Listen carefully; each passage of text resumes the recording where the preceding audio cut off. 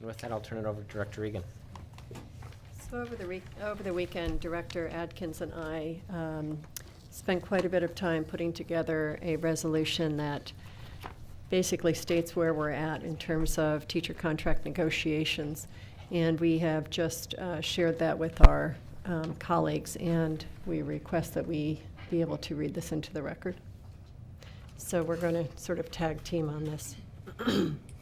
So it's resolution number 4837, titled Board Support for the Teacher's Contract Our Students and Community Deserve. This is recitals. A, we, the members of the Portland School Board, know that equitable and high-performing schools are essential to Portland's economic health and quality of life today and in the future. We honor the teachers in our schools who have committed their knowledge, skills, and life's work to educating, inspiring, and supporting our students. B, members of this school board are unpaid elected public servants who set a strategic vision for the school district, hire and manage our superintendent, provide fiscal oversight, and most important, work to ensure that our 48,000 students receive a quality education. Like our teachers and all school district staff, we serve because we believe in public education and we believe we can make a positive difference for our students. C, the Portland School Board assumes the responsibility of bargaining with our teachers' union in good faith. We take that responsibility very seriously. We are committed to providing a contract that ensures competitive salaries, comprehensive health care, and fair working conditions. D, since September 2012, the school district's professional bargaining team has successfully reached agreement on new contracts with every other Portland Public School employee union. Bargaining with the Portland Association of Teachers started more than 200 days ago, but the two sides are still far apart on core issues. School board members are becoming concerned that the situation may be headed for impasse. We want to move forward in a timely manner. That means bringing negotiations to a successful conclusion and doing it soon. E, we are committed to signing a teacher contract that our students and community deserve. That means making changes to the current contract so that all students can attain high academic standards regardless of race or class. Our goals include a contract that adds more school days to the school year and allows schools to stay open longer each day so that students have more time to learn. A financially responsible contract that enables Portland Public Schools to reduce class sizes and teacher workload by hiring more teachers. A contract that gives our schools the ability to ensure all students have a great teacher in their classrooms. We want to do this by recruiting the best teachers available, prioritizing competence as defined by state law when teachers are assigned, and diversifying our workforce to include more bilingual and minority teachers, as well as hard-to-find higher-level math and science teachers. A contract that allows students and parents more opportunity to work collaboratively with all teachers in the classroom, in parent conferences, and during school events. A contract that increases or maintains planning time for teachers. A contract that allows us to quickly provide mentoring and support to teachers who struggle, or allows us to move teachers out of the classroom if necessary. A contract that focuses on core labor management issues such as wages and benefits, so that our students and community, as well as our teachers, can participate in broader conversations about educational vision and advocacy. F, we believe our proposal is both fair and sustainable. On salary and benefits, our bargaining team has come to the table with a competitive compensation package. Our latest offer, which our team presented at last week's mediation session, would provide cost of living increases totaling 5% over a three-year contract for all 2,800 PAT members. This would keep salaries competitive with Portland area school districts. In addition, in our effort to increase instructional time for students, we offered a 1% raise for all teachers if they agree to work 3 more instructional days. On top of this, about half of our teachers would continue to receive automatic annual step or seniority increases, which equal a salary increase of 2 to 5% each year. These teachers would receive a total raise over 3 years of more than 12%. We have also proposed joining other school districts in Oregon who have phased out early retirement benefits. This alone would free up to $5.3 million per year, equivalent to 58 teaching positions, to support lower class sizes and student programs when fully implemented. With limited resources, our priority is to pay teachers who are currently teaching in our schools.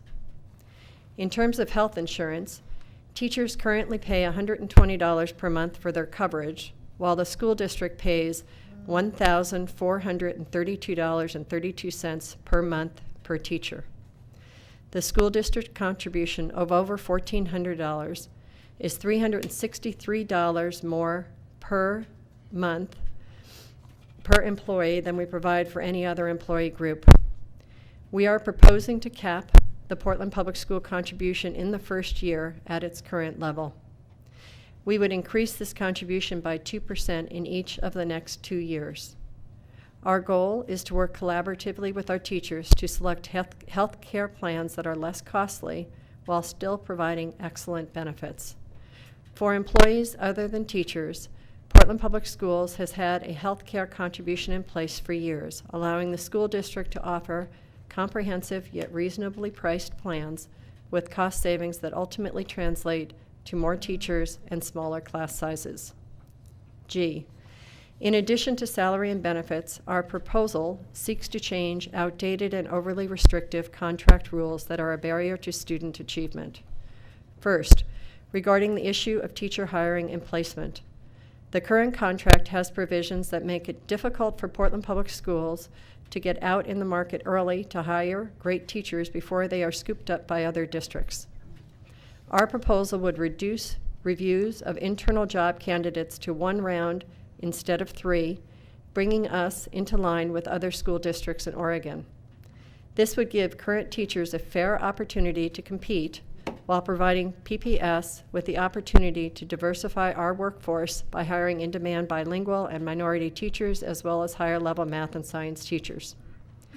For teacher transfers from one school to another, the current contract prioritizes seniority above all else. Our proposal would bring Portland Public Schools in line with other school districts by using the state's definition for teacher competence. This would require a teacher to have recent teaching experience or training in the subject or grade level within the last 5 years and a teaching certificate in the subject area. Again, our goal is to ensure that our contract allows students to have the best teacher in every classroom. In terms of student instructional time, outdated contract rules unduly limit access to the teaching students need.